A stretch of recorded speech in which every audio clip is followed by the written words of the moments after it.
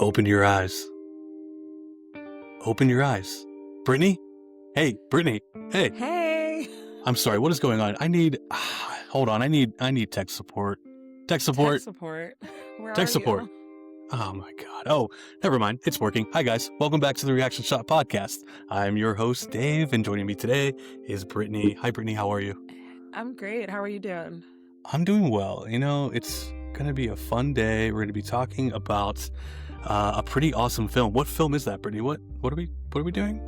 We are talking about Vanilla Sky. Vanilla Sky. That's right. We are doing Vanilla Sky. Guys, Vanilla Sky. Whew. Another Cameron Crowe masterpiece. Again, that's my opinion. We all know that I love Cameron Crowe's films, and there's no exception to Vanilla Sky. So I'm just going to start off by saying I love this movie, and I'm going to try to win anyone over to convince them that this movie is fantastic. So if you're on the fence or you despise this movie, please listen, and hopefully I get to change your mind or at least make you like it just a little bit more. That's always the goal, right, Brittany? Yes, always the goal. Always the goal. All right, real quick backdrop on Vanilla Sky. It is a 2001 psychological sci-fi drama thriller. It was written and directed by Cameron Crowe. It is based on a Spanish film called Open Your Eyes.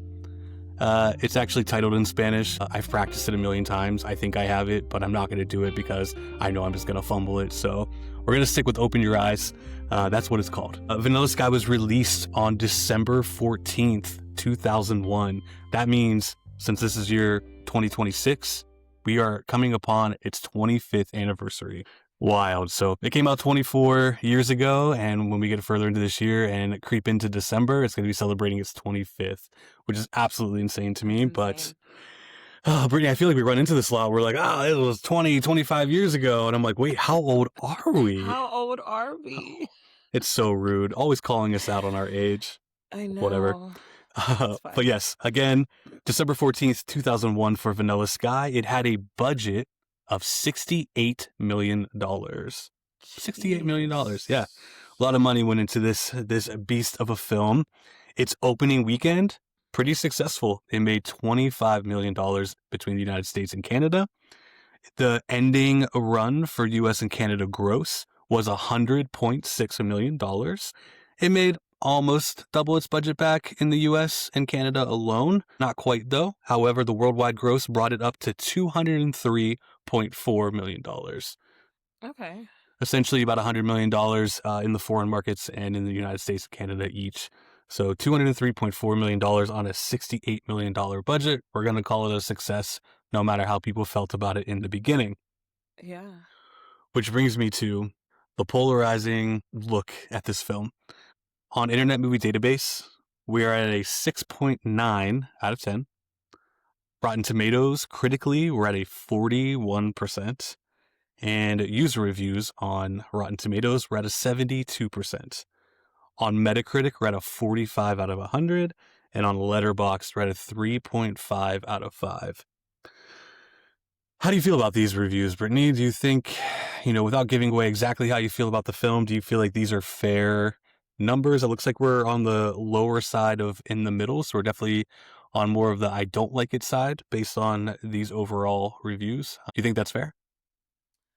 I do, because without giving it away, from my point of view, I can see how the opposite is very prominent, because 41% versus, what did you say, a 6.1?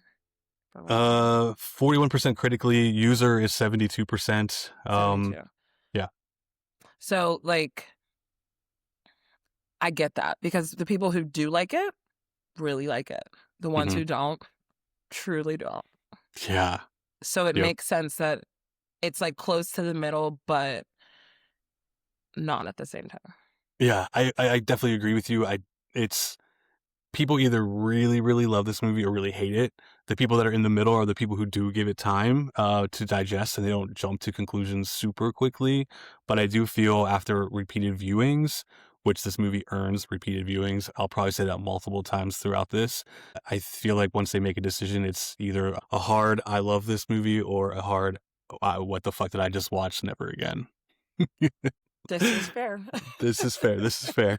Well, I will say the one thing about Vanilla Sky that no one can hate on is the fact that it has a pretty exceptional cast. We have Tom Cruise as our lead, David Ames. We have Penelope Cruz as Sophia. We have Cameron Diaz as Julie Gianni. We have Kurt Russell as Dr. McCabe. We have Jason Lee as Brian. And rounding out the main cast, I threw in Noah Taylor as Edmund. Pretty great cast, right? It is a great cast. And it's a cast that has clearly appeared in other Cameron Crowe's films because Edmund, tech support, is that what his name is? Yep. He and I didn't realize this until probably the third or fourth time I watched it, because I was like, why does that voice sound familiar? And then I was like, that's the guy. That's the That is the guy. That is the manager from Almost Famous. Yeah. And then Jeff. And Jeff. And you gotta have Jeff from Almost Famous as well. Good old Jason Lee playing Brian, Tom Cruise's best friend. And of course, Tom Cruise is the title character of Jerry Maguire in Cameron Crowe's films. There's devoted people that really like to work with Cameron Crowe, and rightfully so. I mean, we all know I think he's the best. So them, wanting to repeatedly work with him makes perfect sense. And they usually all do a fantastic job being given whatever types of different roles that they are. So it works. It works. And I really like Brian in this, or I guess Jason Lee. Yeah. Playing Brian. No. I enjoy his character and his acting. Yes, I agree. So. Yeah, it's definitely some great acting choices here, which we'll obviously get into as well. But yeah, I think overall, this is a pretty great cast. So that's something that you can't take away from this film. Whether you like it or not, it's there. Getting back into these reviews, guys, when the movie came out, people absolutely hated it. And like I said, nowadays we have a lot more people that have kind of fallen in love with the film. There's a lot of, you can find a lot of essays online about people who are like really taking their time and examining frame after frame of this movie. I've read a lot over the years, not just for this podcast, but I've read a lot over the years, just people's take on the films. And some people have like absolutely insane, wild ideas that oddly enough work. Yeah. That's what I think makes this movie so great, is that there's so many perspectives, and I think everyone kind of gets a little something different, but in a weird way, all of it kind of works. And Cameron Crowe has been asked if he can fully explain exactly what he was going for. He pretty much leaves it up to interpretation, like however you want it. I mean, he obviously adapted it from a Spanish film, so he had something to work off of, but he brought his own vision to it, especially through the directing. But again, with those reviews, people were not loving it in the beginning. Of course, nowadays, everyone's a critic online. Everyone has something to say about everything. And we know this is my favorite part of the podcast, is when we get to read some reviews. And when I say reviews, guys, if this is your first time listening to the show, these reviews are not reviews. These reviews are just people complaining about some of the dumbest shit. I do like to throw in 5-star reviews too. You don't have to like the movie, but at least have a good argument as to why you don't, not something silly, which we'll probably get into some of the silly things that people say. Brittany, did you get any nice reviews from online? I did. I got a variety. I have a 1 out of 5 star, a 3 out of 5, and a 5 out of 5. Perfect. Let's hear them. Okay, so which one do you want me to start with first? Let's start nice and happy, and I love this movie. Okay, well, I don't know if this. Damn it! They gave it a 5 out of 5, but like I don't really know. So it says, most movies suck. This one doesn't. If you fall somewhere in between vapid and snobbish, you'll probably enjoy it. What the fuck? WTF does one need to do to get a decent critic rating on this shit website? That was on Rotten Tomatoes by Jujubee, gave it a 5 out of 5. So it's like, I'm not really sure. Yeah, that's a very interesting review because, you gave it 5 stars, so thank you. But You're also not. You're literally not saying why.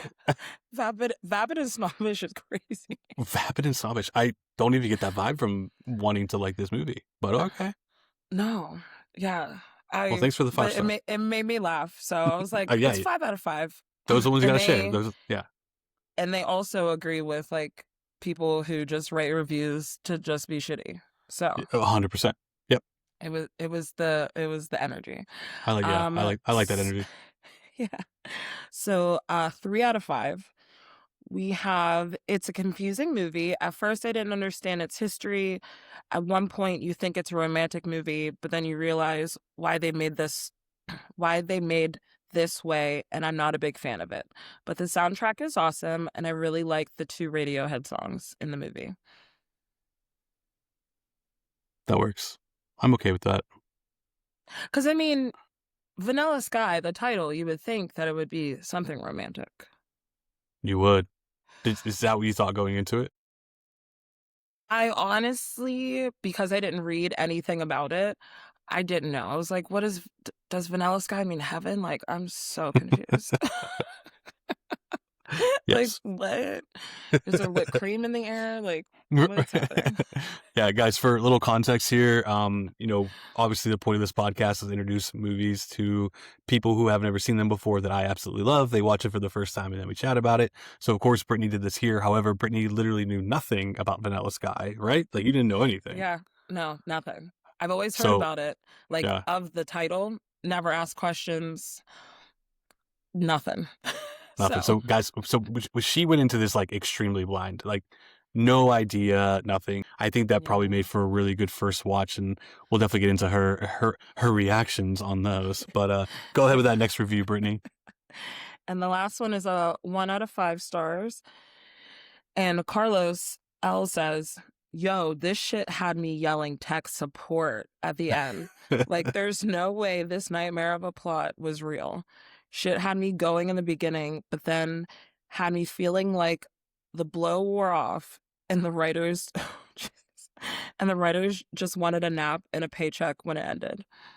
Oh my God. No, you know what? Tech support on you, sir. Carlos, come on, man. Yeah. It gets real dark real fast. It really does. Damn. Yeah. Okay. Well, I don't know. Carlos, I don't see eye to eye with you. Maybe you should open your eyes. Open your eyes. Open your eyes. Well, thank you for sharing those reviews, Brittany. As you can tell, there's definitely different perspectives on this one. Again, people just like to say what they want to say, so that's fine. Whatever. Yes, yeah. What reviews did you find?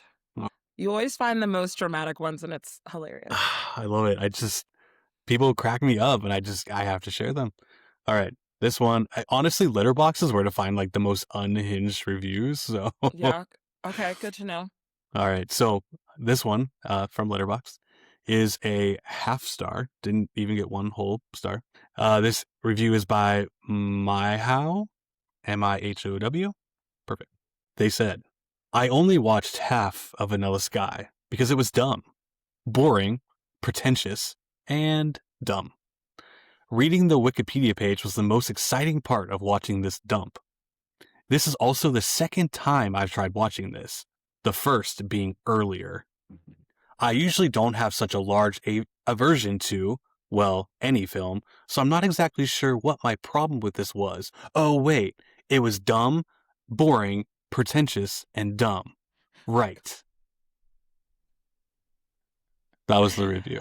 How many times was he going to read dumb, or were they going to read dumb? Okay. It's okay if people don't like movies. Obviously, that is totally fine. You don't have to like a movie for whatever reason. How did you watch half of it? Like, I'm confused. Like, Which half? You can't. You have no rights to review a film if you don't even watch the movie. Like, Agreed. Of course you hated the movie. You definitely didn't understand anything that was happening, and it probably was super confusing. And even if you feel cheated out by the end of the movie and don't feel like you got all the answers or whatever it might be, at least you have something. If you leave the movie halfway through, you're going to be confused as hell. But don't leave a review if you've not watched the whole movie. You're allowed to not like it. You're allowed to not finish it, but don't write a review if that is what happens and you just leave in the middle. Okay, on to the next one. Yes. This one is also a half star. This is by Ava Ria from Letterboxd. Ava says, watching this movie was one of the most horribly unenjoyable experiences in my entire life. It was so miserable. I just kept waiting for it to end, and it literally never ended. Why does no one hate this movie? I wanted to cry because of all the physical and mental thoughts being drained from my body as I watched this. I lost so many brain cells. I had to push myself to finish this movie just so I could rate it. I wish I could take the 2 hours of my life I just want back and never make myself watch this movie again. I would rather slurp denim through a straw than ever have to go through the painful experience of this movie being seen through my eyes one more time. Probably my least favorite movie ever. First off, Wait, can we talk about denim through a straw? Yes. Like, what is that? Out of all the things that you could say, you want to slurp denim from a straw? What does that mean? It makes my teeth itchy. I don't know. It makes my teeth itchy. Thanks for the itchy teeth there, Ava. I don't like that at all. I mean, I guess, well, Brittany, listeners, I guess what we can say is that if we ever really don't like something, we'll just look at someone and say, you know what? I'd rather slurp denim through a straw than continue this conversation or to watch that movie or listen to this song. Because the person will feel some sort of way, and then you can just walk away. Right. They'll never know what hit them. Right. Honestly. Ridiculous. This one's a really short one, but I had to throw it in there. This is a half star as well. This is what's dragging this movie down. A review like this. There was not enough Kurt Russell. That's it. That's the review. Hard eye roll. Guys, that's not a review. It's fine. Okay. He was in a dream anyway, so what? It's so okay. Last one. I'm going to bless you guys with a 5 out of 5. This is from Adam Bensalante. Me and Adam are probably going to be friends, but he left a 5-star review, as I said, on Letterboxd, and he says, Vanilla Sky is a waking dream, a blurred canvas between reality and imagination, where every heartbeat seems suspended on a thread of soft, lingering melancholy. Oh, no. I think that's, whatever, it's cute. The film unfolds like a confession of a broken love, of a man chasing after a reflection, his own, that of a woman, that of a better life, but only ever catching ghosts. Cameron Crowe paints the portrait of a modern narcissist lost in the murky waters of illusion, while the music, this sonic mist that envelopes each frame, draws us into a I'm sorry. No, it's cute. I love this love letter. I get it. This sonic mist that envelopes each frame draws us into a slow, almost voluptuous fall. Penelope Cruz, a fragile light and mist turmoil, embodies the epiphany of tenderness, where everything else is mere simulation. And Tom Cruise, a cracked mask, wanders through the labyrinth of memory with digital wings, burned by his own desire for redemption. Vanilla Sky is the ache of a kiss given too soon, the silent scream of a man who understands too late that happiness is not a dream to be programmed, but a truth to be felt, even if it hurts. That's a nicely written review. I dig it.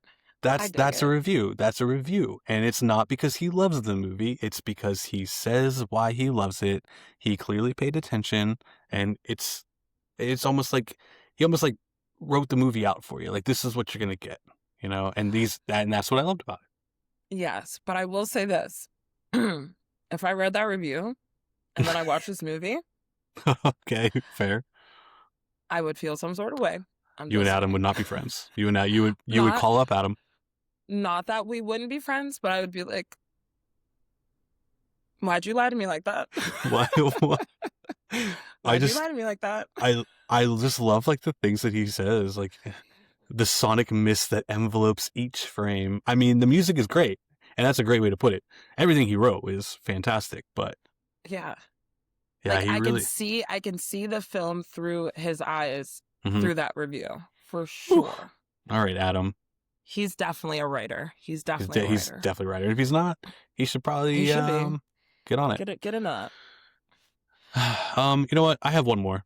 Can we do one Okay. more? We have time for one more. Yeah. We have Yeah, time. absolutely. Okay. It's a 10 out of 10. We have to give this movie some love because people like to shit on it, and I don't know what direction you're gonna go. So I gotta throw this. You're like, let me pump this up real quick. Mm-hmm. Can't be alone. Okay, this is a 10 out of 10 on Internet Movie Database from someone named Radmanart. The name of the review is Cameron Crowe, please, more like this. This is Cameron Crowe at his utmost. Why genius like this goes untapped, I will never know. This movie is worth watching just for the incredible filming of it. They really shut down Times Square for Intense, called the $1 Million Shot. Cameron Crowe said, "We had Times Square to ourselves, which was an eerie, inspiring feeling. If you have ever lived in a city around or in New York City, you know what that means. This has always been one of my favorite movies and still is. My wife wanted to watch it again, and I jumped at the chance. I wrote this about Vanilla Sky on my blog back in 2017. I was watching Vanilla Sky the other day and was moved again by the awesome movie. David, to me, resembles the scars of mistakes we make in life. That part gave me chills. And what is any life, if not the pursuit of a dream, the dream of peace, the dream of achievement, the dream of hearing someone say these words when they really and truly mean them? I love you. Roam free. Most of us live our whole lives without any real adventure to call our own. It's hard to comprehend. They laughed at Jules Verne, too. David offended Julie Gianni selfishly and awfully. Isn't that the true scars of David? David's life completely changes because of his disfigurement. Is that right? No, it's not. 1 minute, popular David, the next, shunned, even by his own time. Many uniquely amazing people in our society are affected in the same exact way without any visible scars. 1 minute, a pinnacle of society, the next condemned by our political and religious beliefs. Very sad. Cameron Crowe, great film. Okay. He liked it. He liked it He in liked it. 2017. He liked it in 2019, which is when that was written. So And he wrote a blog about it. Like, he wrote a blog. I'm telling you, there. If you type in like Vanilla Sky essays, there are people have thoughts. I found on Reddit, like, I didn't jump down the rabbit hole because I was going to, and I was like, I don't actually have time for that. You know.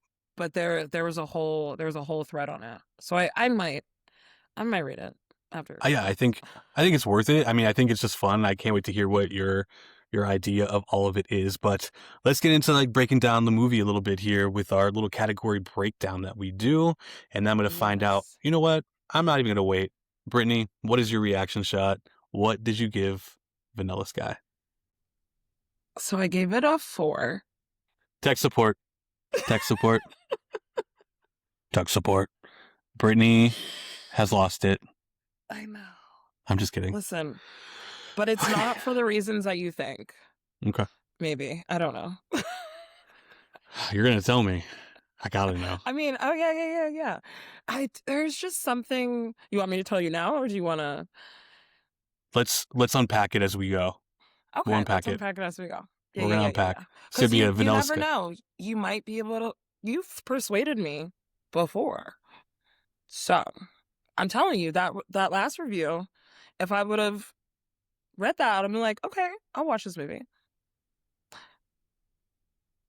I don't know what my brain would have thought while watching it. I might have been like, what's happening? Yes. Are you a Tom Cruise hater? I love him in action films. Mission Impossible, love that series. War of the Worlds, love that. There's just something about him in dramas, because I'm not a big fan of Jerry Maguire either.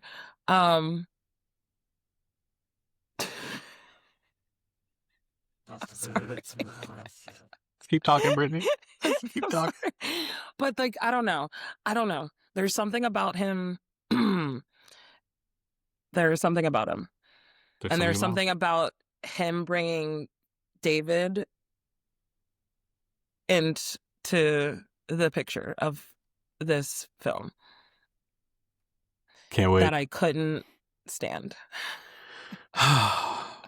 Do you want to know what my reaction shot to Vanilla Sky is? I do. I am very curious because you say that you love this movie, but I want to know like at what level you love it. I give this movie an 8.5 out of 10. Okay. Why? We'll unpack that as we go on. Perfect. Perfect. I mean, okay. And hey, look at us. We're kind of like the reviews.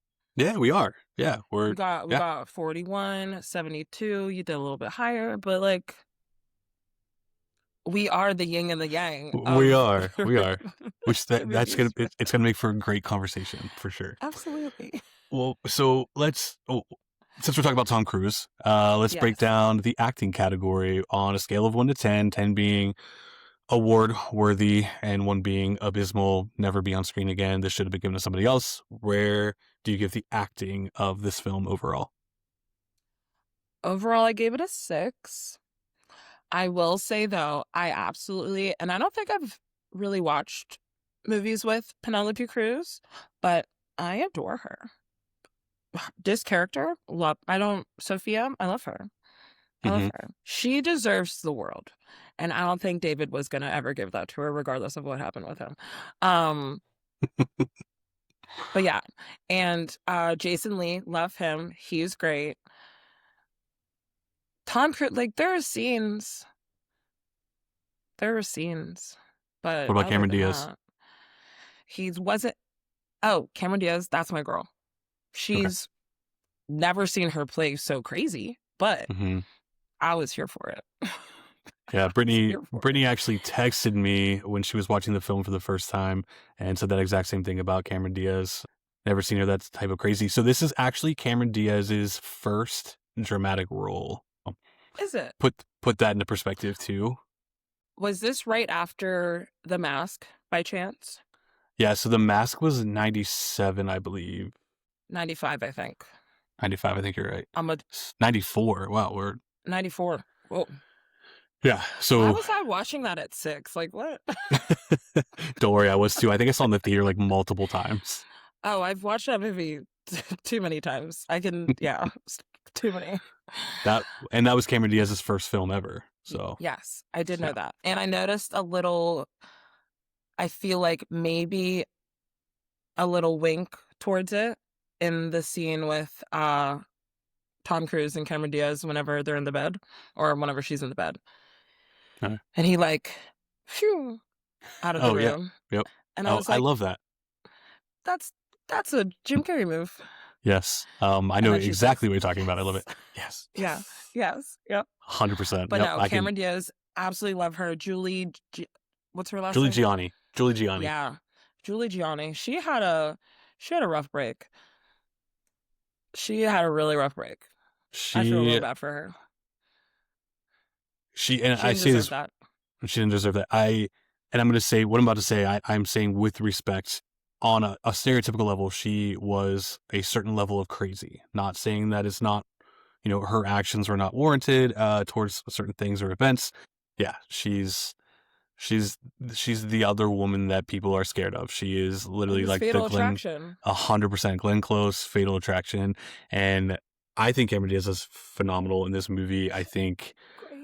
Honestly, I do enjoy action movies. I've only ever seen the first 3 Mission Impossible movies, but I love all 3 of them.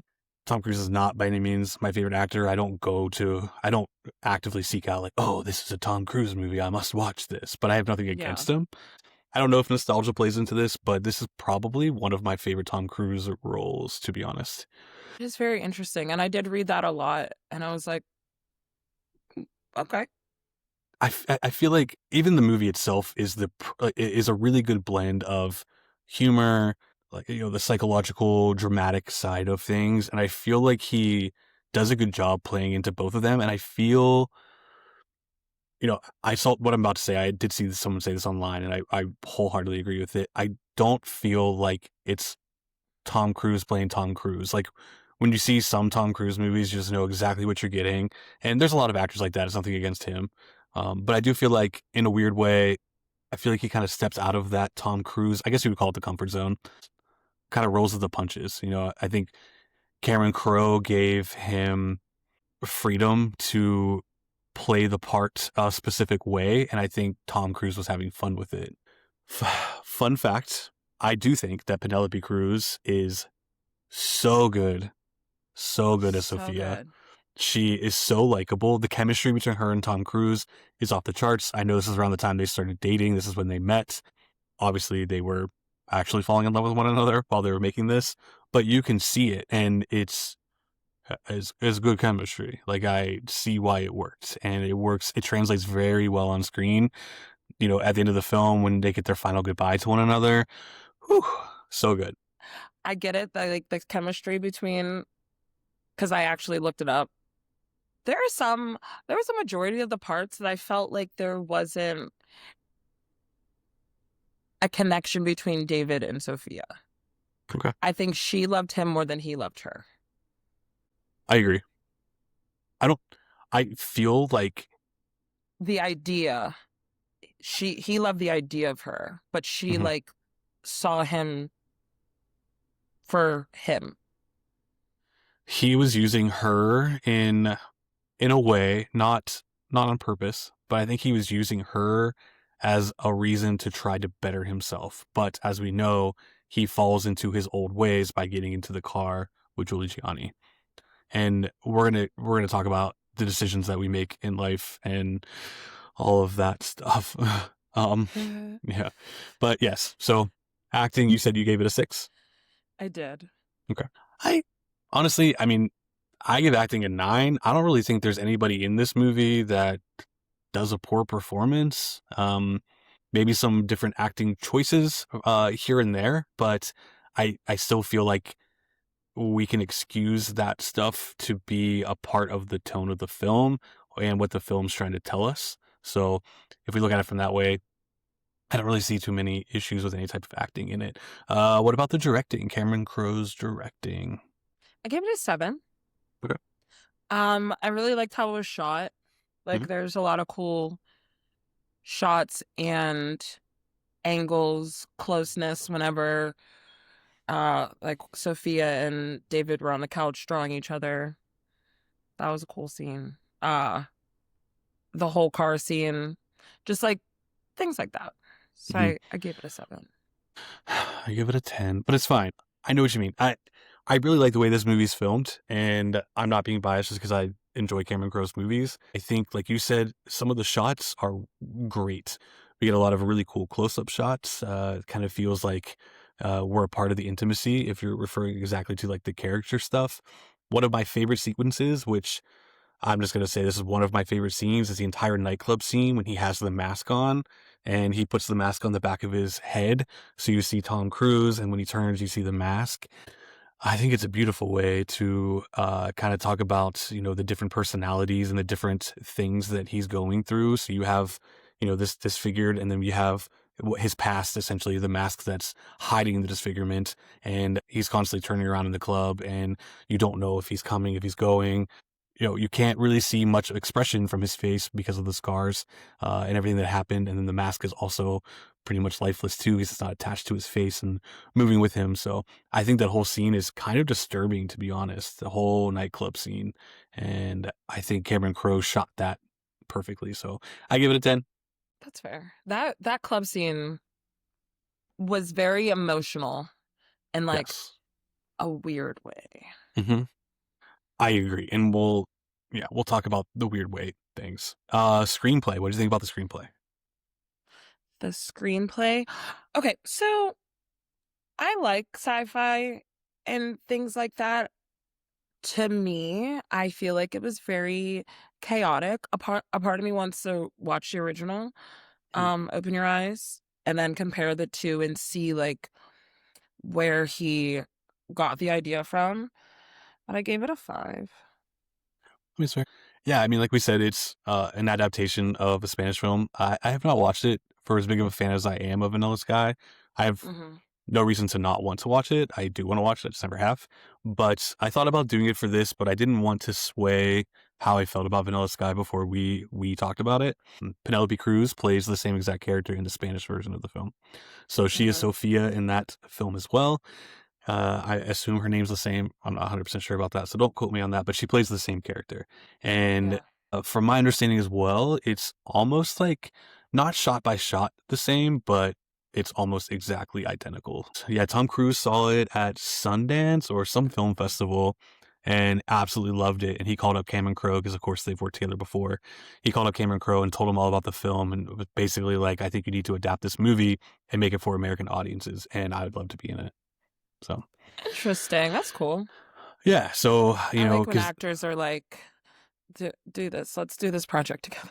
yeah, for sure. And that was before Almost Famous because the film came out in 97. So if Tom Cruise saw it in some type of film festival, it would have been in 97 or 98.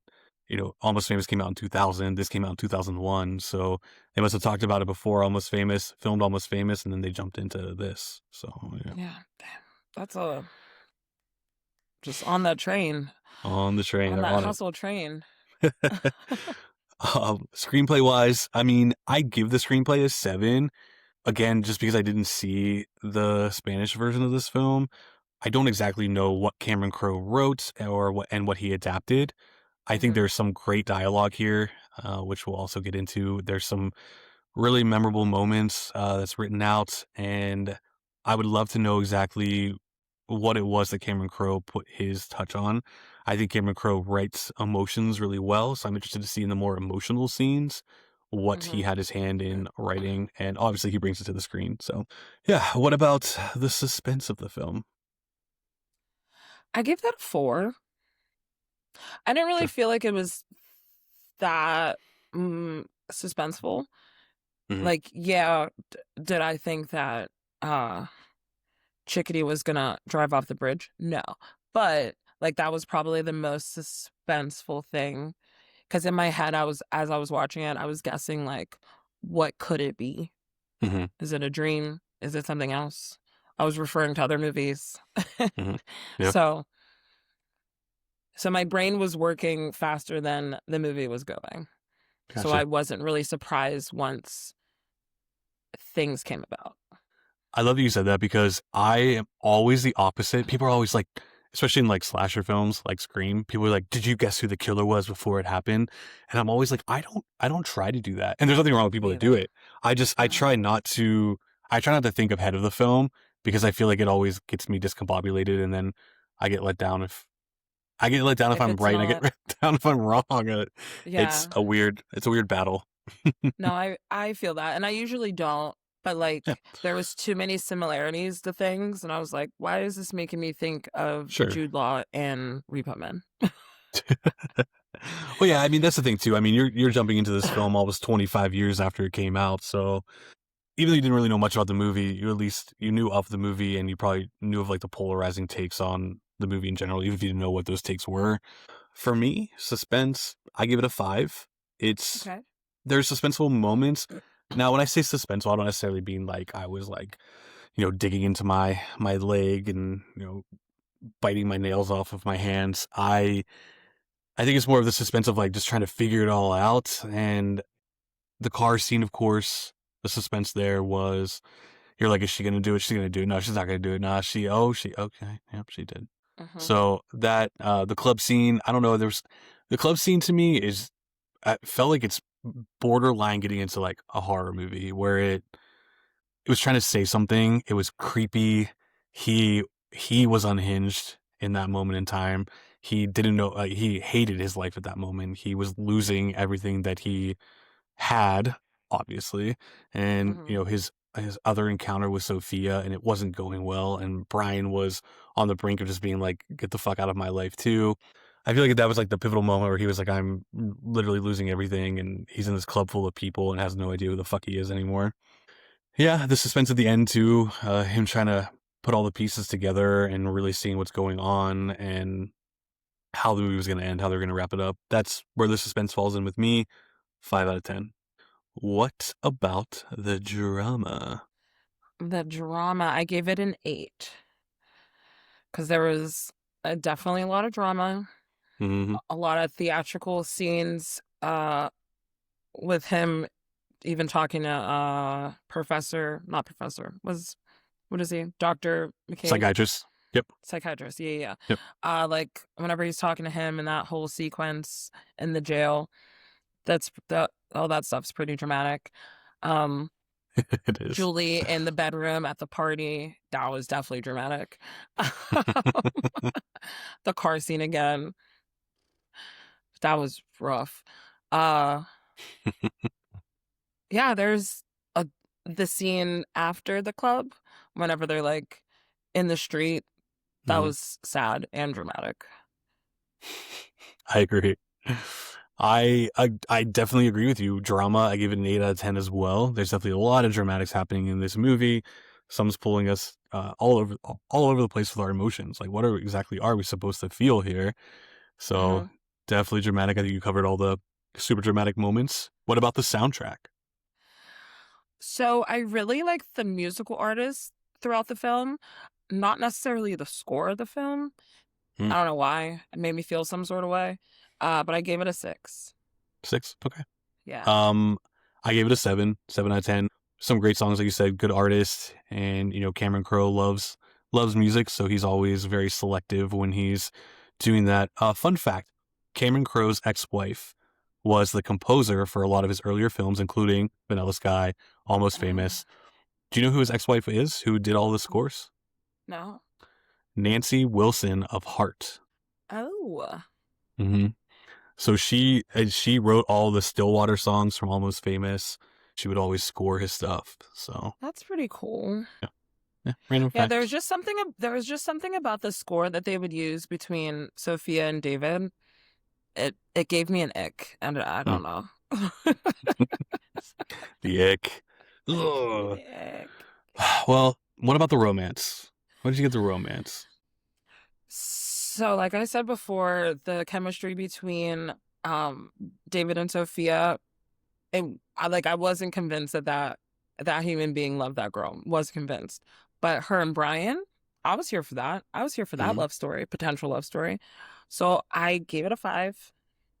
And like, Julie, she, even though she was Brian's love of his life, he should have never said what he said to her to make her just, that last screw just popped right out and she said, absolutely not.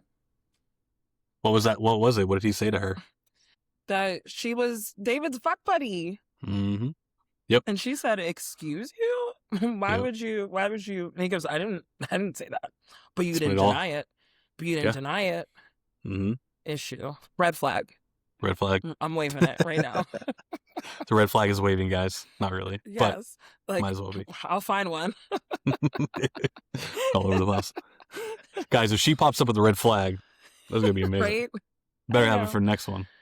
Yeah, for sure. I'm sure there will be more narcissistic characters in the films that we Oh, watch. absolutely. Don't worry. They're my favorite to watch on screen. So, romance, I give it 5 out of 10. I think, there's a romance obviously between David and Sophia.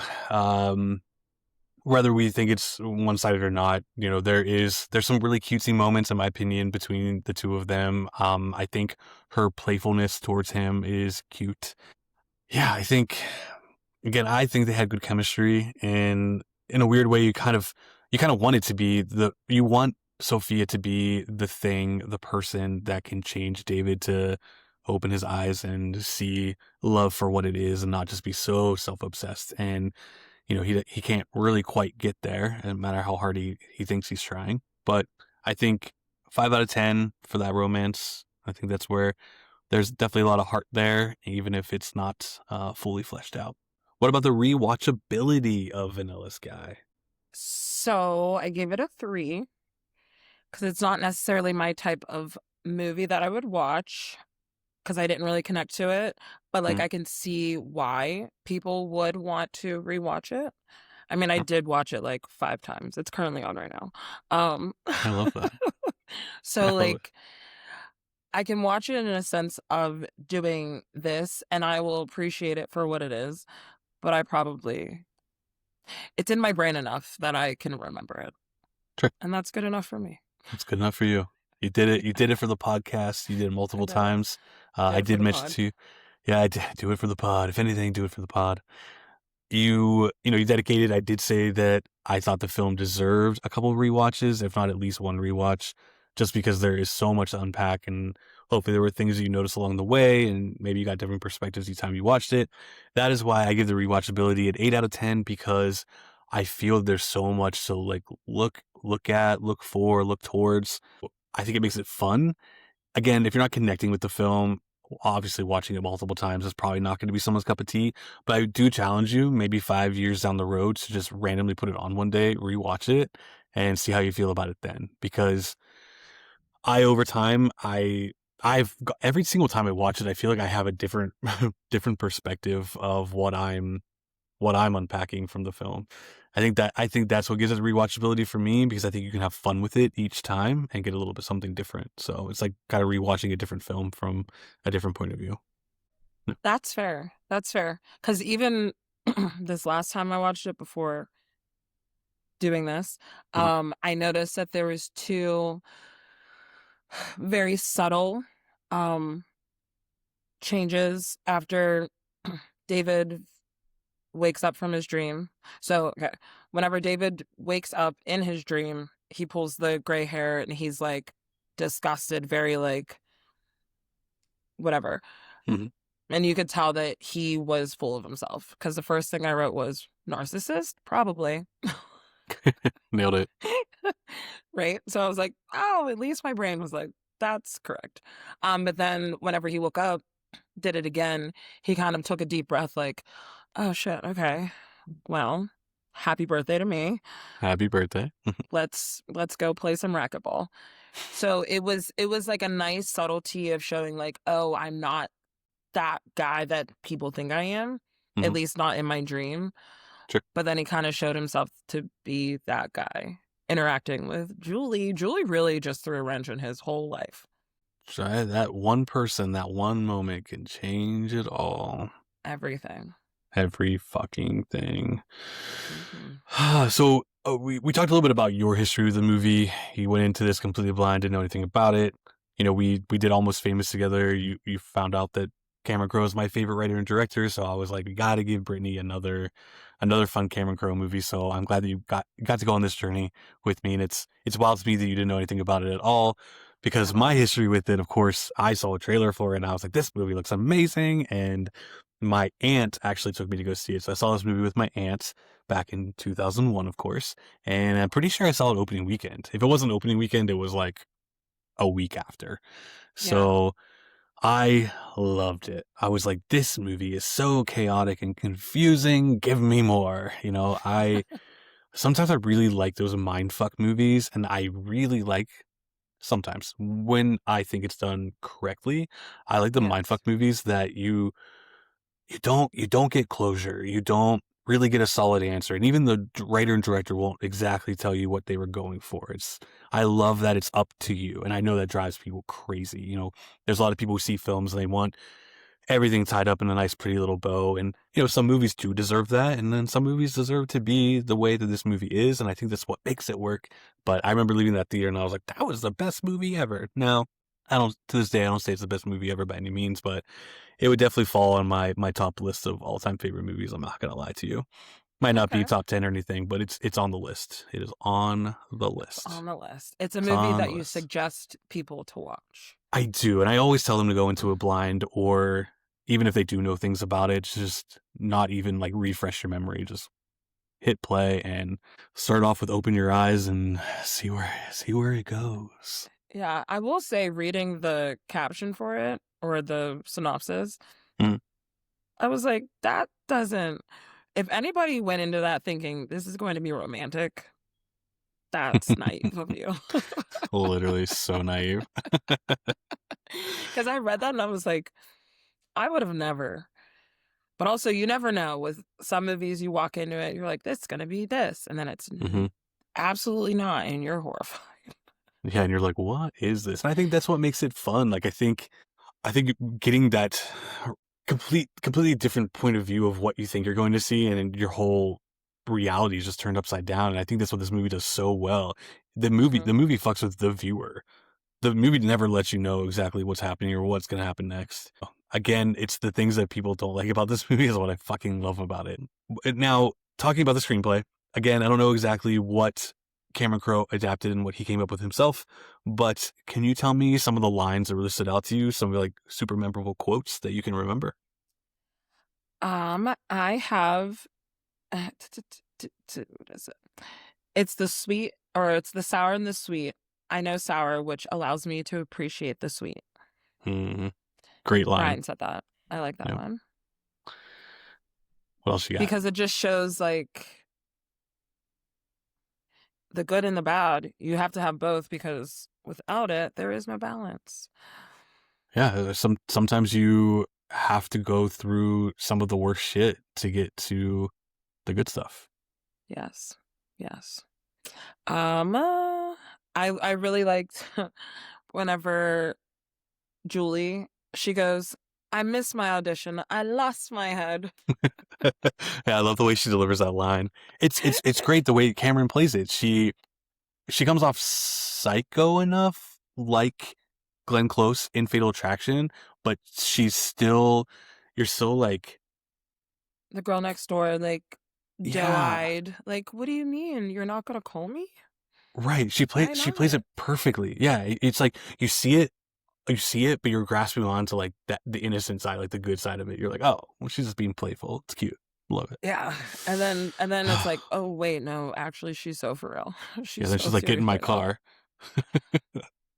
Which I'm sorry, if you're talking about this human being who you refer to as a stalker, why would you get in the car? Yeah. Why would you get in the car? And also, she was your friend. Friends don't do Hmm. that. Yeah. Just friends. Hmm. Mm, mm, mm, Hmm. mm. Pisses Fuck, me buddy. off. Yeah, like, call it what it is, because maybe she wouldn't have done that. Yeah. Yep. But that's another story. Oh, I think she's the saddest. I think she's the saddest girl to ever hold a martini. I like that one too.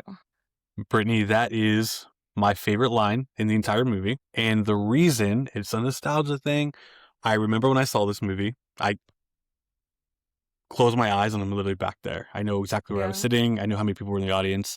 I remember watching this and just being sucked into this movie. And of course, that happens, 15 minutes into the movie, 20 minutes into the movie when she says the line for the first time. Mm-hmm.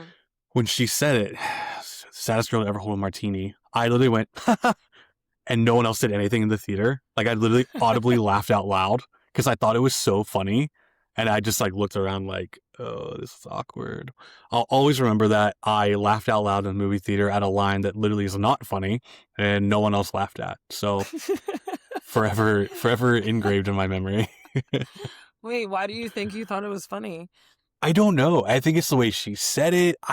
And Cameron Diaz just holding the martini glass, and I don't know. I have no idea. I just remember thinking it was so funny, and I laughed out loud, thinking I was gonna have a whole crowd of people laughing with me. And And you're just it's like, all oh no. silence. You just hear, I don't know how I laughed, but I don't Oh know. no. But I love that line. I think there's nothing to it. There's no weight to it. It's not something that someone's gonna put as the quote on their grave when they pass away by any means, but it's, I don't know, in context of the film, it sticks out and you remember it, and it's also repeated several times throughout the movie too. So a lot of lines are repeated throughout the movies by different people because the movie is crazy.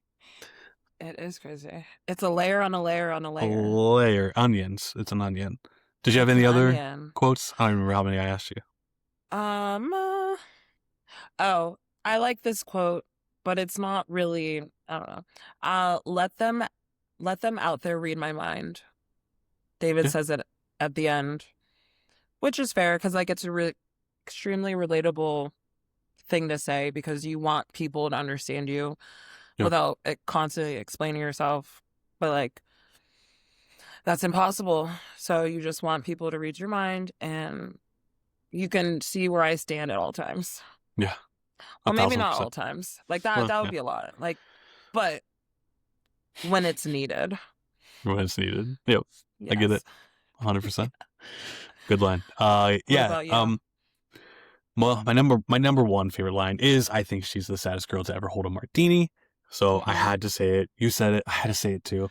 I have Uh, to. I love Sophia's line where she says, "Every passing minute is another chance to turn it all around." Because I think that right there, that's the film.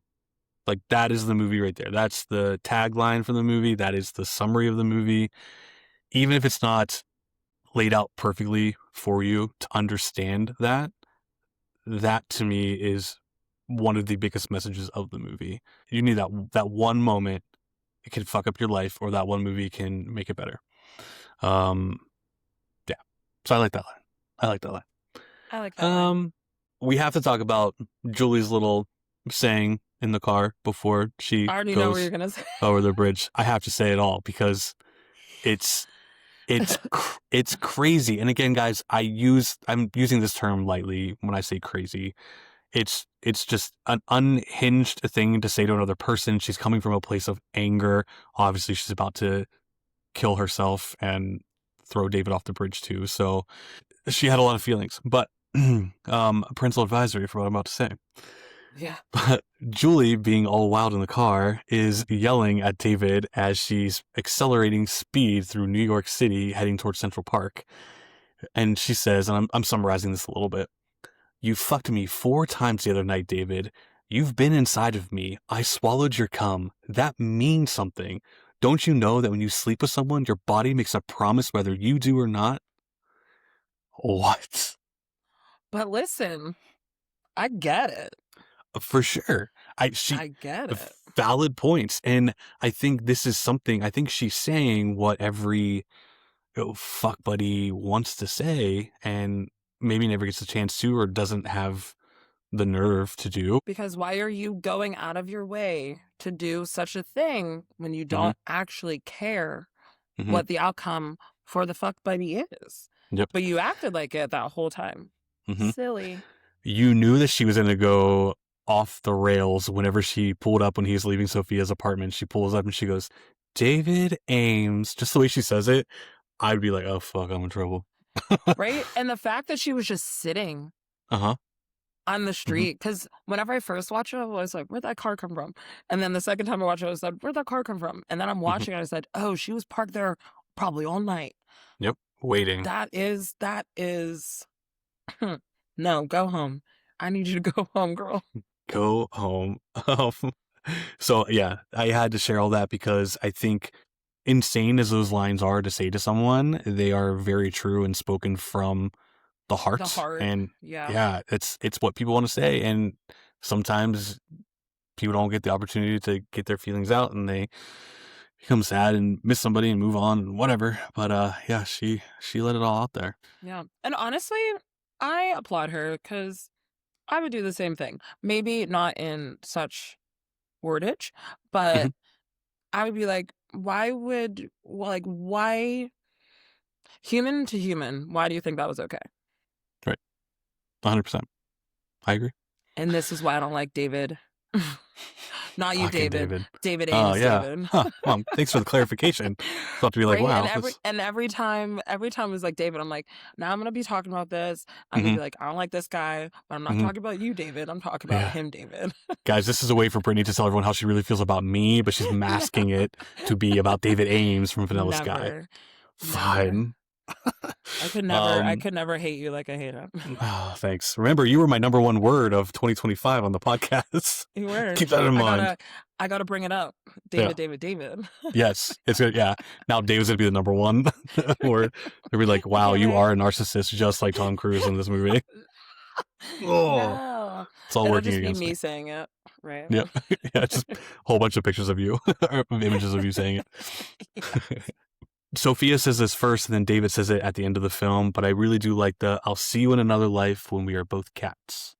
I think that is a cute way to express that. I hope to see you in another world or another life when we are able to be something other than what we are. We're not the versions of ourselves that we are now. Yes. Brittany's got something to say. I do. Say it. I always have something to say. No, I love it. That's why we're here. Okay, so the first time that she said it to him, and that was in the nightclub, clearly she was feeling some sort of way, which she never gets to say, so we never actually know what she was going to tell him later. And I don't think it was the cat thing, but like, that's fine. But whenever she says it, the way that he responds to her, and there's just like tears in her eyes, you could tell that like, there was something that, there was a love that died in her for him that she couldn't, like, bring herself to, one, tell him to his face and like handle anymore. Mm-hmm. Because she couldn't get out of that situation fast enough. She ran up the street and turned the corner. Like, she was out of there. Yeah. But it was just really sad that whenever she said it, like, you would want to find the person that you thought was your soulmate. Like, let me find you in another life, and like, let's keep finding each other. But whenever she said it originally, I think that he was so far gone from his self that it, like, his reaction to it was not the reaction that she wanted Mm-hmm. or that she deserved, in So my opinion. do you think that she said it and, you know, his response wasn't exactly what anyone would want? Do you think that when he brings up it at the end of the movie, that was his way of being like, those words meant a lot to me and I didn't know how to respond to it then, but this is my way of responding to it now, that I do hope to see you in another life when we are cats, because I will be a better person. I will be a different person. I'll be a better version of what I was then. Yes. So that's why, like, because you can tell in her face, like, she's clearly not in really distress or crying. She gives him a smirk and waves, like, yeah, I'll catch you in another life. Because, I mean, it's 150 years past. So Yeah, she's already long gone. So that is his chance to find her in another life. I love it. Vanilla Sky. Vanilla Sky. Last quote I'll share, because there's quite a bit, but the other one I'll share, I like this a lot. David says, "The little things, there's nothing bigger, is there?" Whew. I don't know why. I feel like that's a heavy quote, because it's true. It's sometimes those little things in life, those little moments we have with people, with ourselves, things that we accomplish, those little things are monumental. They stick with us. They pave the rest of the way for our lives, good or bad. I mean, getting into the car would be, it was a little thing. Okay, I'm getting into the car of this girl that I've been hooking up with for quite some time. She's going to drive me around. I'm going to explain to her that we are just friends and no harm, no foul. But that one moment, that one thing, no matter how small it was, changed his life in a monumental way. I like that line. I hope Cameron wrote that line.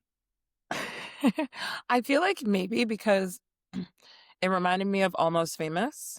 Mhm. When they're talking about, like, he's talking about the in between moments. It's like the Mhm. little things. Yeah, So little I was things. like, oh, okay, I like Yeah, that. yeah. I will say, with Julie in the friendship thing, Mhm. like how I said before, like, why would you wouldn't do that to a friend? Yeah. But also at the same time, like, I don't know. I feel, I don't know.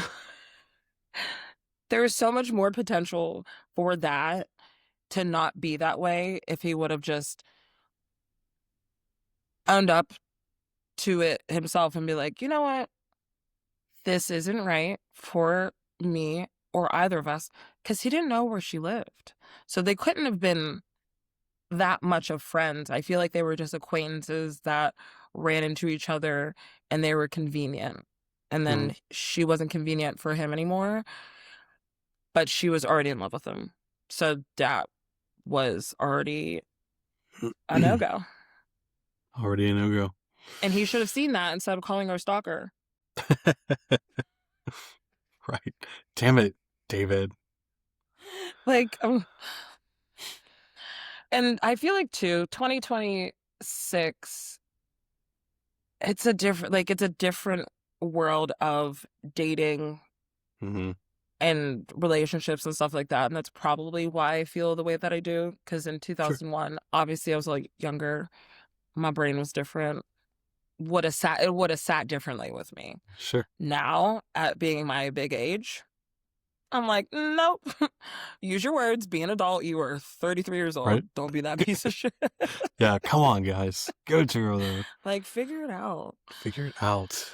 Ugh. All right. Opening scene of the film. You watch Yes. this movie for the very first time. You hit play. You hear "Open your eyes," and we get this beautiful shot of New York City, and we're inside this really lavish apartment. We meet David Ames, played by Tom Cruise. He pulls out that one gray hair. He gets into his really nice car. He starts driving away, and we start to notice, just as he does, that there's nobody on the streets. Like, no one.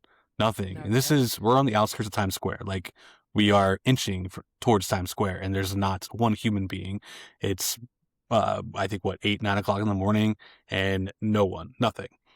Finally, he arrives at Times Square, and again, nobody. He gets out of his car, and he starts wandering through Times Square. Where the fuck is everybody at? Why am I alone? And the screen starts flashing a bunch of these images and things. What did you think of this scene, Brittany, when you hit play and this is what you get when the first 5 minutes of the movie?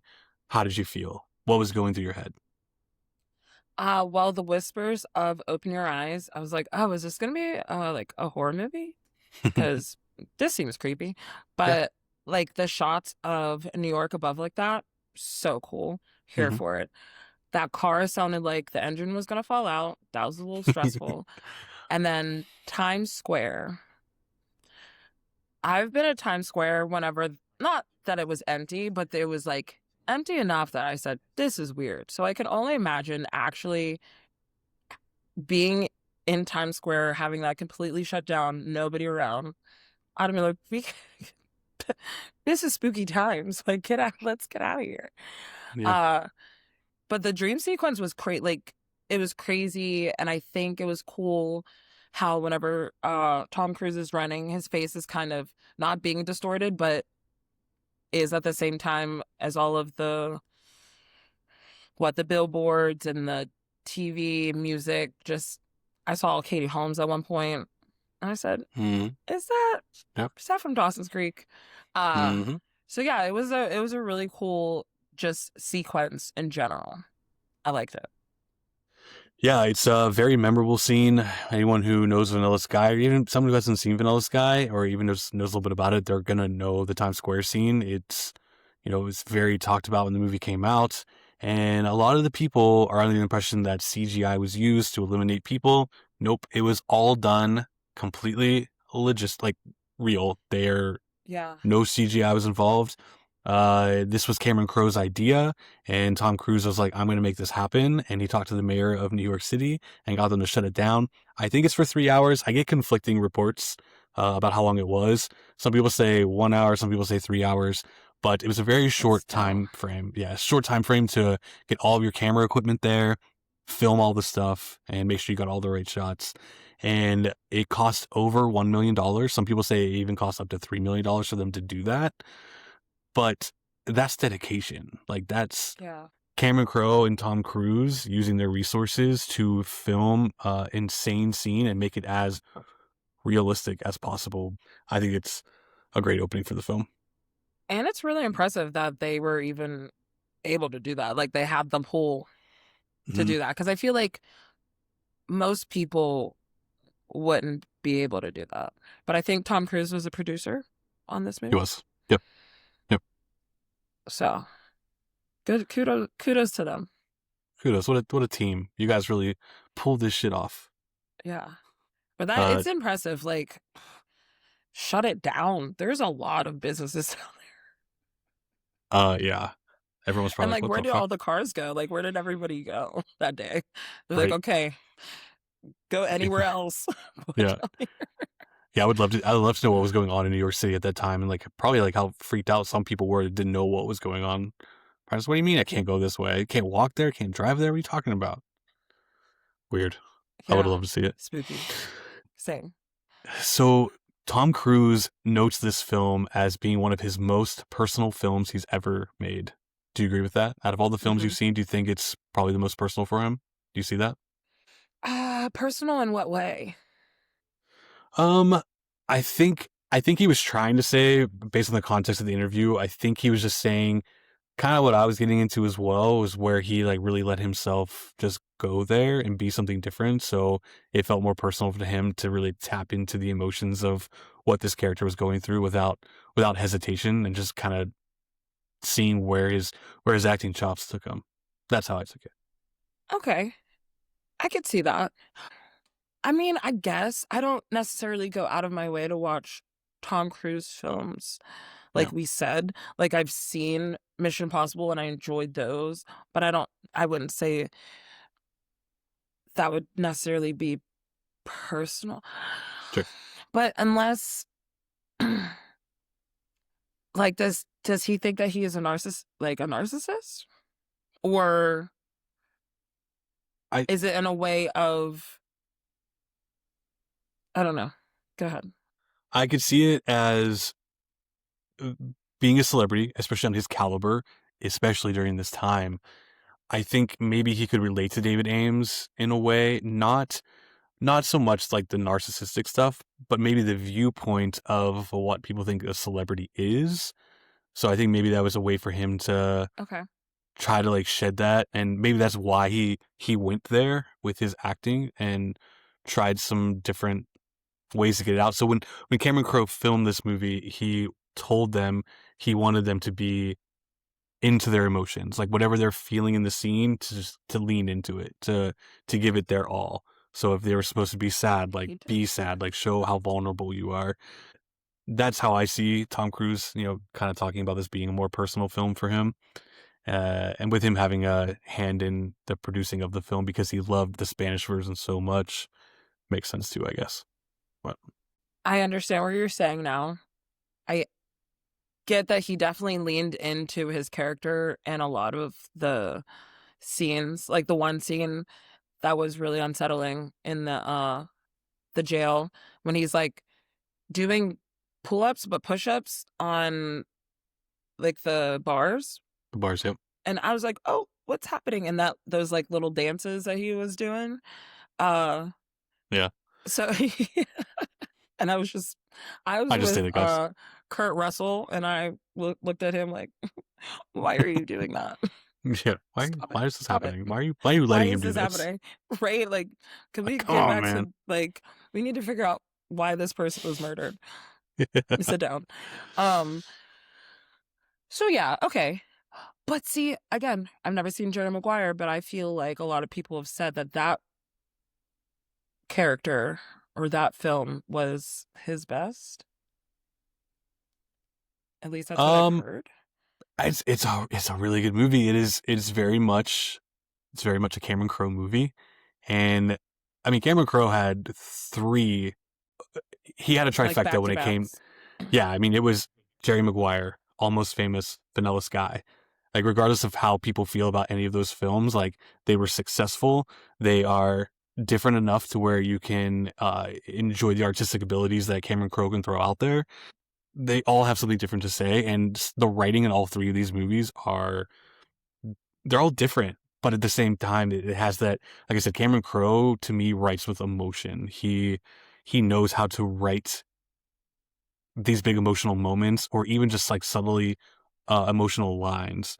And I mean Jerry Maguire has some super memorable quotes. I mean, and Cameron Crowe wrote them. So that's, Yeah. I don't know. I'm rambling, but yeah. No, I get it. I agree.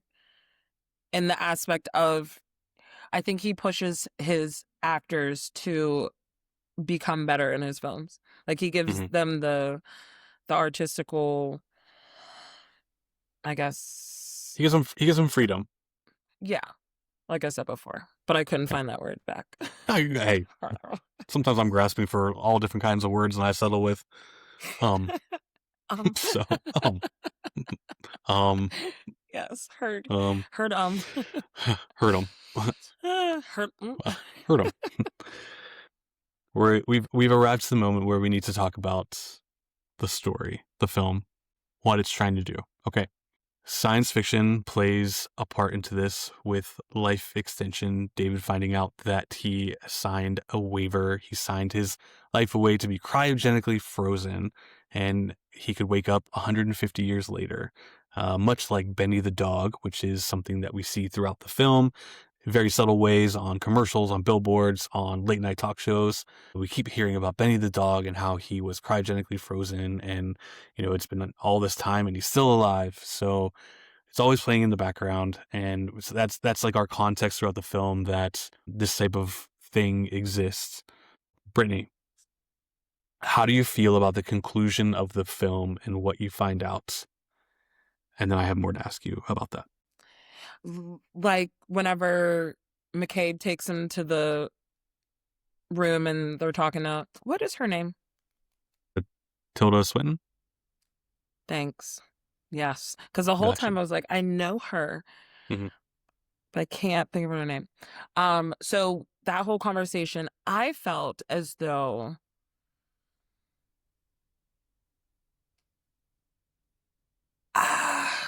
the 150 years really threw me off because I thought Benny, the dog, was frozen for like 3 years or something. So like, I was just as shocked whenever he found out that it's been 150 years, and I was like, oh, then what are you going back to? Which is a risk that you have to take. I don't know. What was the question? What did you ask me? Sorry. I was I think rambling. no. I think it's just the overall ending / conclusion of the film. What we find out. What's just what were your thoughts on the ending? How did you feel? So he finds out that he was a part of this life extension thing that he signed up for. Basically, the splice. So the decision to kind of restart your life started when he left the club. That's when the splice happened. So he wakes up and now he's in basically a dream state, kind of like a coma. Everything's kind Yes. of different and weird, and he's trying to figure out why everything just seems off. And then he ends up finding out all of this stuff. He's like, oh, that's why things are the way they are. So how did you feel like cheated out of that? Do you feel like it all makes sense? Do you like that? Do you hate that? I don't think. I think this is where I'm indifferent because Mhm. I want to say that that is like the direct middle of the movie. Okay. Which that guy who wrote the review who said he only watched half of it. Like, did you only watch the first half? So you literally didn't get the second half. Like, Idiot. he died. There's an in between, and you actually, whenever I think I really like this scene where they zoom in on him in the alleyway, Mhm. you can hear it like loading. Mhm. Like you hear I guess the machine or something loading, and you're just like, what is that? And Yep. then I noticed the first thing I noticed was the sky was different. I Mhm. was like, why is it so pink and blue? Very Random, vanilla-y. very vanilla. But I also didn't realize that that was a dream, or yeah, a lucid dream. Um, I don't think I felt cheated, but I think it was more so the fantasy of he, what could have been, Mhm. but in my personal reality, say he never got into that car. I don't think that they would have been together because I think how him and Julie ended, the same thing would have happened with Sophia in a way of he told her that he was going to work and he didn't. And it took Mhm. what, 45 seconds Yep. to go back on the word that he spent this whole night talking to this woman who changed his life. And she even asked him, like, when did you decide all this? He goes, 5 minutes ago. Okay. Well, you're just throwing ideas at the wall. Mhm. You're not even adult enough to essentially run your father's company that everybody thinks you're going to fail at anyway. But instead of proving them wrong, you're doing exactly what they know you're going to do. Mhm. So I feel like maybe it was more so of a cop out than anything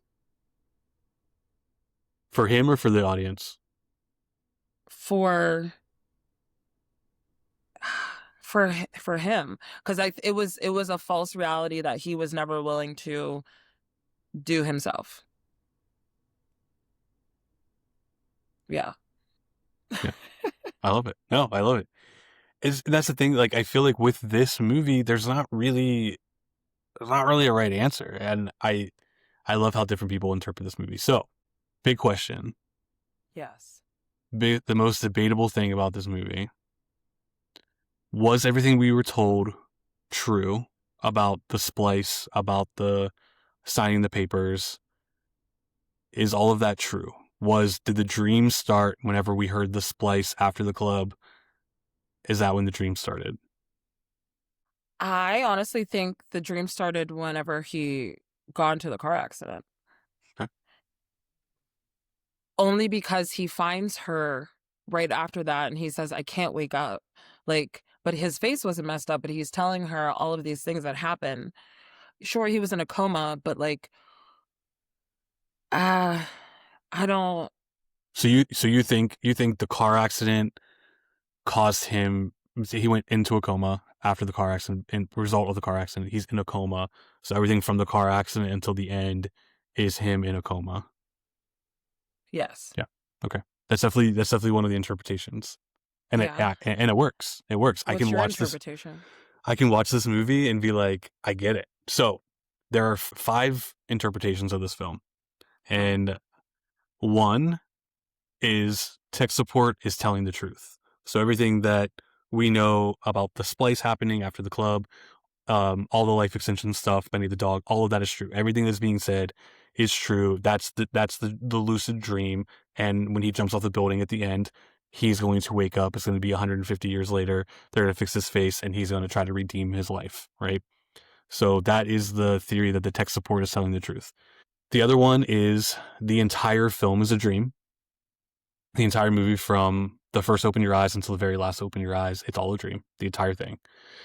Third is the events after the crash are a dream, and Ames is in a comatose state, which is essentially what you're saying, right? uh-huh. Four, the entire film is the plot of the book that Brian is writing. His obsession with David's life, it's all being written out. So we're being fed a narrative by someone. We're being told a story by someone that was actually written in a book by somebody else's perspective. So why not destroy the one thing that you're jealous of, which is David? He's jealous of how handsome he is, how he can get all the girls. He's rich. He has everything he could possibly want. Brian mentions writing a book, and a lot of people think that that's the ending of the film. And the last thing is the entire film after the crash is a hallucination caused by drugs administered during Ames's reconstructive surgery. So kind of is the same as the events after the crash are a dream. Some people just think that he's just hallucinating everything and he's gonna wake up. But to me, that's exactly the same thing as saying he was in a coma. Whatever. Yeah. So my interpretation of it is the entire thing is a dream. From open your eyes to open your eyes, beginning to end, all of it is a dream. It's a sick game that our mind plays. It's a constant loop. So he is forever, kind of like, I describe it as like purgatory of the mind. You'll notice, okay, so one of the first things that you will notice, and some people are like, it's just an accident. When we have the Times Square thing, and then he wakes up, and then he meets Brian, and they're in the car. The sticker on his car says February 30th, like for his registration. It says Mm-hmm. it expires on February 30th. Which So doesn't obviously exist. there is no February 30th. So a lot of people are like, that's just a mistake that Cameron Crowe made. There's way too much attention to detail in this film for you Yeah. to say that something that's prominently there, that maybe some people wouldn't pay attention to, but something that's prominently there was done by accident. So Yeah.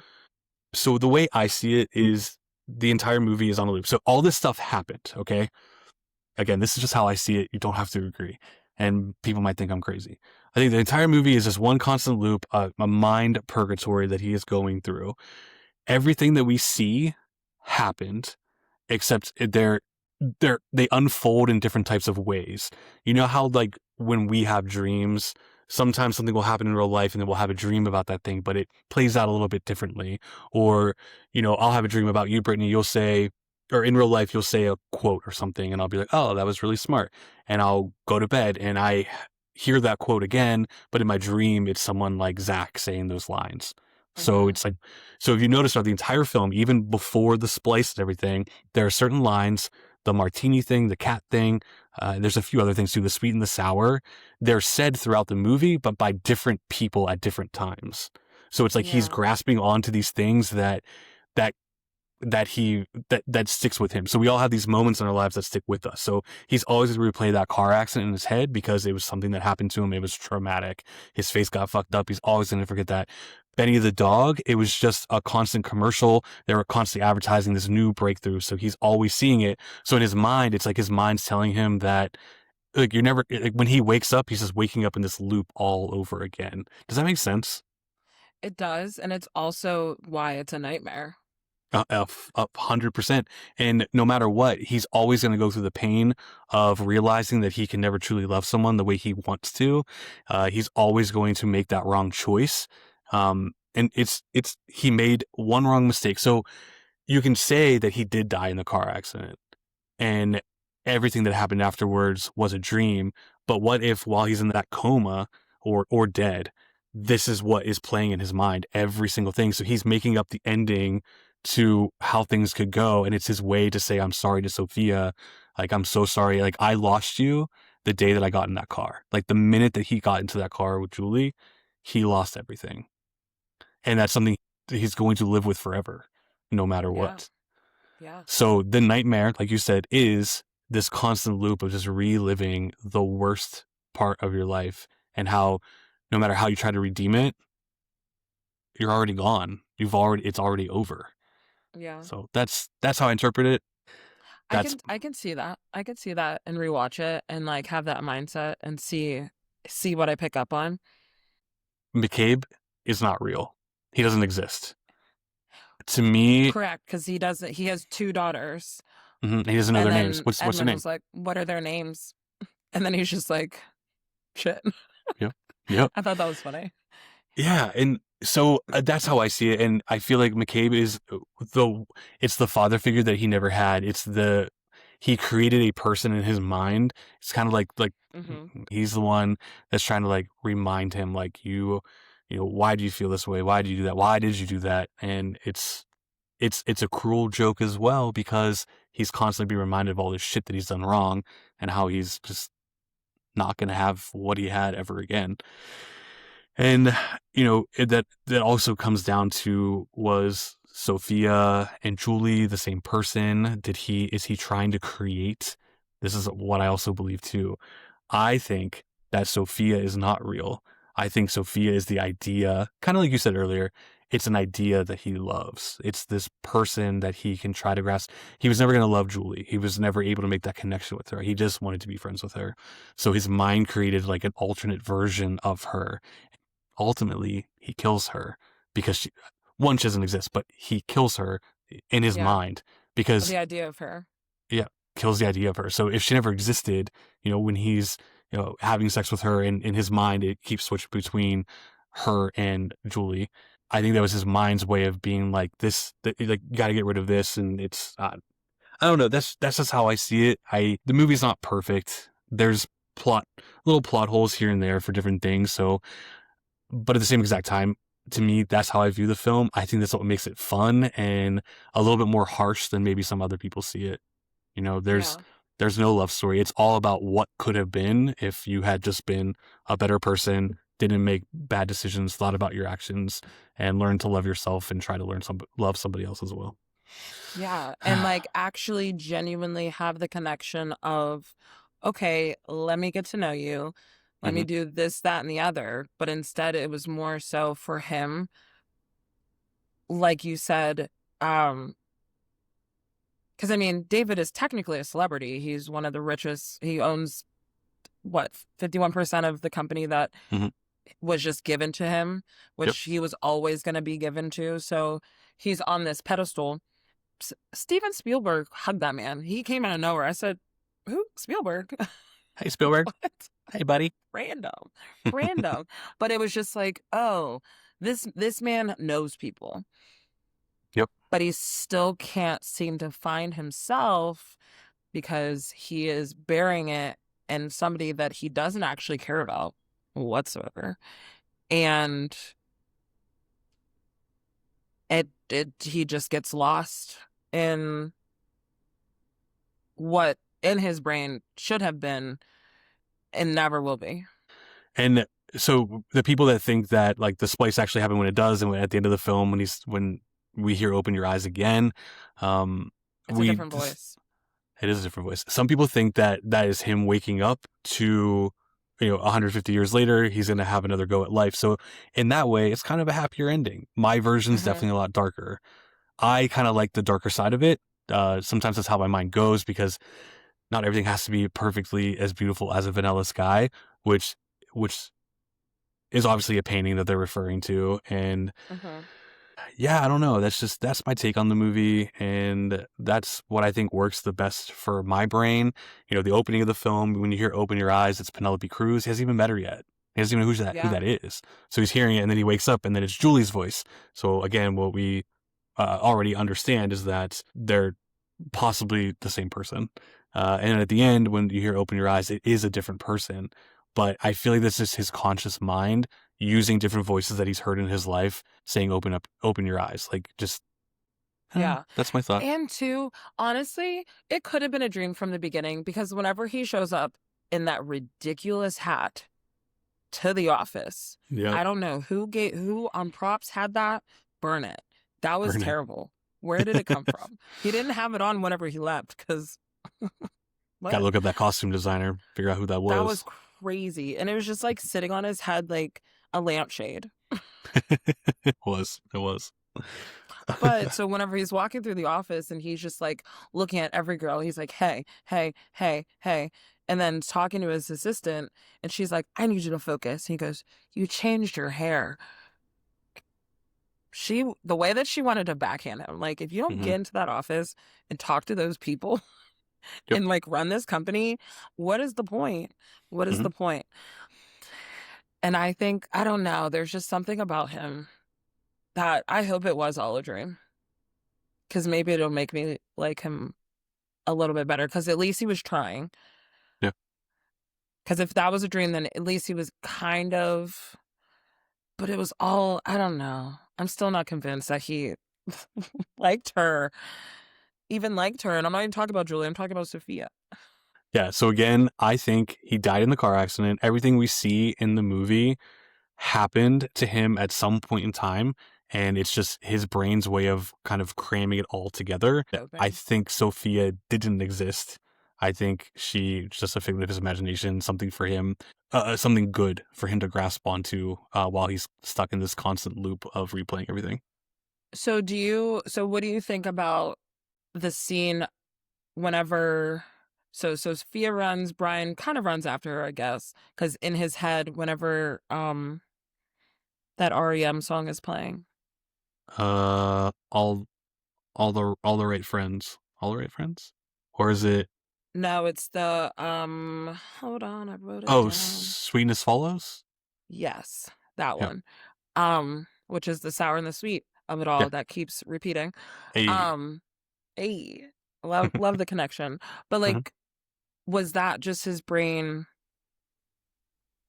then making up since he couldn't have her, then that meant that they were together? Because during Mhm. that whole club scene, I thought that they were together, and that's why she was so like weirded out by the fact that even though they said that they were going to hang out, but the fact that Brian was there Yeah. and then she was very like standoffish, it was confusing to me. Uh, I do challenge you to watch the movie again, even if not like today or tomorrow or anything, but down the road a little bit and look at it from this perspective and see if you can see it. Again, there's always gonna be plot holes. Like there are little certain things that don't add up, but at the same exact time, that's any movie. If you sit there and nitpick the shit out of it, Yeah. and again, there's no right way to interpret it, and maybe you'll watch it and from that perspective, it'll be like, Dave, you're dumb as shit. That didn't make sense at all. But it is how I view it. I don't know. That's just how I feel.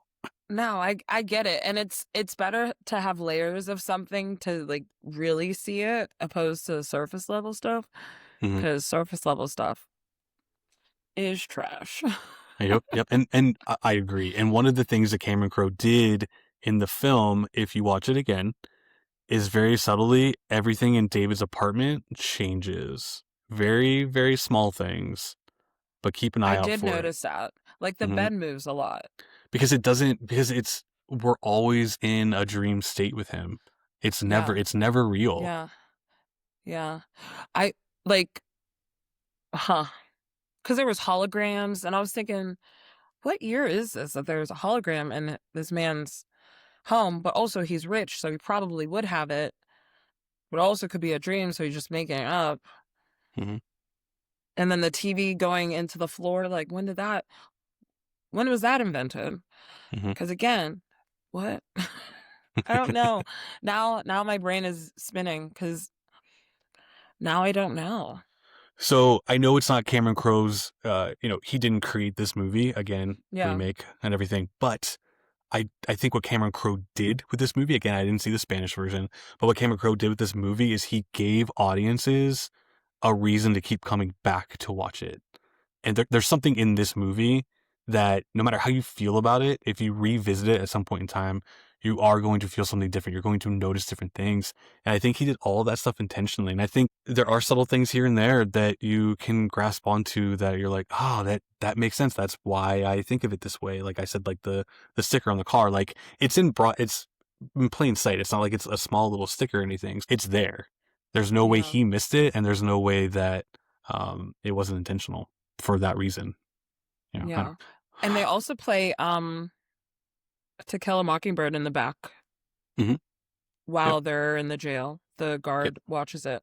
So Hmm. that's where he gets Dr. McCabe from. Yep. And see that, and that's the thing. It's like there's so many little things that I think if you yourself, Brittany, are enjoying a day and you work with the public, so you hear a lot of different conversations, you see a lot of different things, and there's always little things you grab onto. You hear a customer say something to somebody else, you're like, oh, haha, I heard that. But you hold on to these things, and then when you go to sleep, sometimes your mind pulls these things together and they're told out of order, or it's you saying the line. And I think our minds are so incredible like that. And I think this movie really jumps into the psychological stuff, and it's those little things like watching To Kill a Mockingbird, like the doctor's not real. That's where he gets the idea, because at one point in time maybe he was hearing To Kill a Mockingbird, and he put Yeah. himself on trial. He jailed himself for killing something that didn't actually exist. So he was constantly punishing himself. And he created this doctor, this person, because at one point in time, he watched To Kill a Mockingbird, and maybe he thought McCabe was a great character. And so now he's like, oh, I Yeah. wish I had that father figure McCabe in my life. I wish I had someone I could love the way Julie wants me to love her. So he creates Sophia. You're not wrong. Yeah, because his dad, what did he write about him? That what was that I line? I forget the line, but I know what you're talking about. But yeah, which whenever McCabe was like, "How do you feel about that?" And he was like, "Let's not talk about that. I Yeah, don't care." and it's But he it's does the care. the little moments. There's nothing bigger. Those little moments stick with you, and sometimes they play on loop in your head, and that's what this fucking movie is. It's a constant loop, and it is a nightmare That is because he's so never going to be spooky. able to right his wrong. Because he can't. Because He he can't. chose wrong. He He got into chose the he got wrong. into the car, and he died because of it. But okay, so if Sophia wasn't real, who was the Sophia? Okay, never mind. I answered my own question in my brain. Because you said that he, in your interpretation, he wanted to love somebody the way that Julie wanted him to love her. Hmm. So he made up somebody. Yep. So remember, Julie was like, "You never come to my place. I always come to your place." Yeah. Sophia's place is Julie's place. But in his mind, he wanted to go to the place. That's why all the photographs change when he goes there, because he remembers that is actually Julie's place. That's spooky. It's I think that I think this movie, and I'm not calling you dumb. I'm just saying I think this movie is a lot smarter than people give it credit for, Yeah. because, and again, not you, but it's people just don't take the time. You take the time, even if you don't like it, you take the time to try to understand it. And I think that's what this movie deserves. That's why I'm like, you have to watch it multiple times, because there's so much Yeah. to get from it. But that's Vanilla Sky, guys. That is Vanilla Sky, and that's what I wanted to get off my chest. And I wanted to make sure that I did it on the podcast, and I had to do it with you. That's a mind fuck, to be quite Hmm. honest. I'm It's not it's gonna lie. It's a horrible thing. In real life, we call for tech support for the dumbest shit. They just be like, oh, well, I don't know, unplug your laptop and plug it back in. Does it work? And you're like, you didn't think I thought of that. Like, Right. please choke on air. Like, don't Yeah. piss me off. I mean, yeah, at the same exact time, you could even look at it from some sort of religious aspect and say, he was on trial with the seven dwarfs. They were deciding if he can get into heaven or hell. Tech support is technically answering to God. Tech support, I made a mistake. I want to take it back. I need tech support. I need to fix it. All right. I'll rewatch it. Like, I will let it sit for a second. Yeah. Because I still feel the way that I do about the narcissistic Mhm. creature that David Ames is. And this but is him it dealing also with. makes more sense because it's so prominent, because that's Mhm. what he is so focused on trying not to be, that he constantly is in that state because he can't change what he's already done. Yep. And that's why everything is overly embellished too. Because it's all he knows. It's all there's nothing else he can do. He's dead. This is the life that he made, and he has to suffer with it. You can create and create and create, but it's not real. Yeah. Huh. See, and I told you, you can change my mind. I'm not necessarily changing the score. Sure. But that's fine. I will rewatch it in a different mindset with more information to take in. Yep. To the watch. That is so weird. Like, I'm just going through all the scenes in my brain right now, and I'm like, that actually makes a little bit more sense. Because whenever she keeps saying, I am Sophia, she was Sophia. Because she was also her eyes at one point. So, like, side story, I've been watching Welcome to Derry lately, aka Pennywise. The way that she looks up at that man, and it's probably like the camera angle and all that stuff whenever she's on the bed and he's freaking out, and she's like, what do you mean? And her eyes just keep getting bigger, and he's like, what did you do? Yeah. She's scary. But also makes sense because, and then she goes in the bathroom and here comes Sophia. Alter ego. Mind blown. Yes. Yeah, you're watching me just like, my head is spinning. Guys, the wheels are really turning over there right now. They are. This is going to be the clip. Yeah. This is the clip. This is the clip. Her head is just spitting into another dimension. Bring it on. Well, it's, so one last thing I have to ask you. That got a little deep, got a little dark there for a second. So I'm going to bring it back to the music for a second. I want to ask you, what is your favorite use of a song in this movie? Because Cameron Crowe loves his music. He does everything intentionally. What do you think the best song was in this movie and why? He does. And I already actually mentioned it. I have two. The first song in the beginning by Radiohead. I'm not sure what it's called. I think I want to say Everything, maybe. Everything in Its Right Place by Radiohead, yeah. Yes, that one. Because that whole sequence, I truly enjoyed the Times Square sequence, even though Times Square is really scary whenever there aren't really people there. It's eerily quiet. Because I went there on a Thursday night randomly in May of, I don't know what year, but it felt like there was not a soul there. There was one like little food truck. And I said, where is everybody? I feel like this is not safe. There's nobody down here. This seems strange. Yeah. But so that one and the one that I mentioned when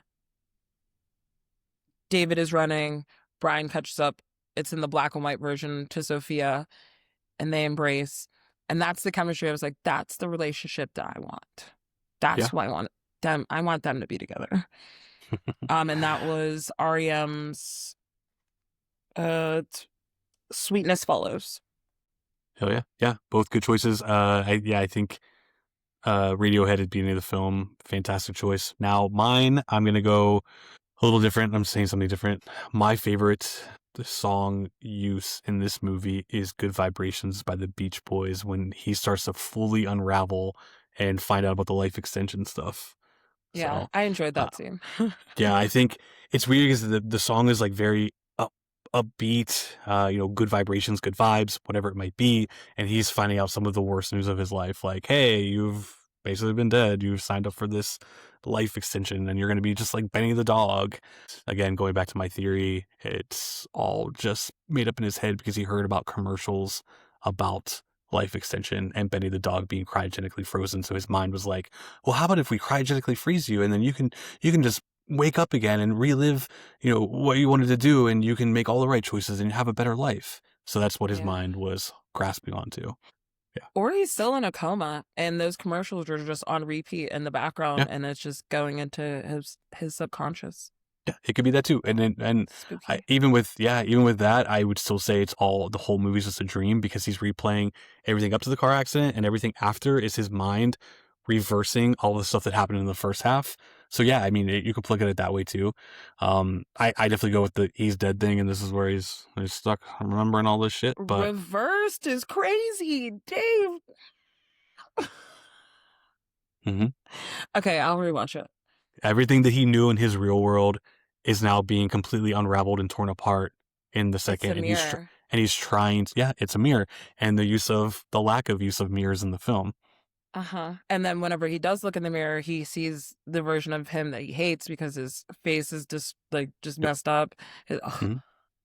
All because of his one decision. Yeah. Oh, and that scream that Penelope Cruz, she should do horror. Like, I don't know if she has but that scream was just bone chilling. Amazing. Yeah.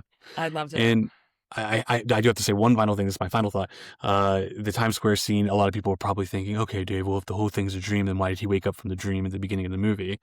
But I think that's his mind trying to wake up, even though he's dead, but he can't wake up because he's dead. But it's his mind trying to wake up, but it's constantly reminding him. So to me, Times Square, he was always surrounded by tons of people. Everyone wanted him. He was a narcissistic king, of course. So why wouldn't his mind remind him, you are now officially forever alone based on all the shitty decisions you made in the city that you grew up in the city that you live, and you're being haunted by all the things that you used to have, which is why there's flashes of like billboards and magazines covers, because it's all the things that he used to have constantly tormenting him, but he was never there for the people. He was there for everything else. And that is a good summary on all of that, because you're not wrong. It's playing back in my head.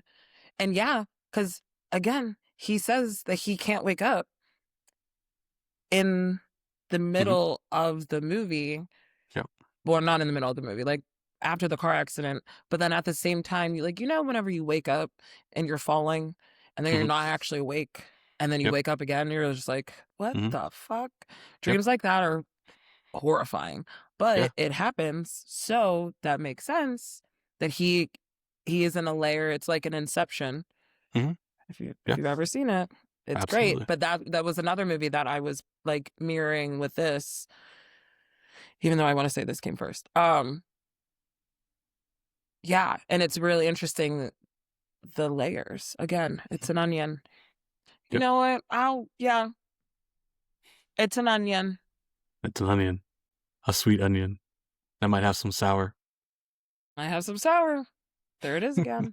And he even mentioned that too. Like he said, there's that saying again.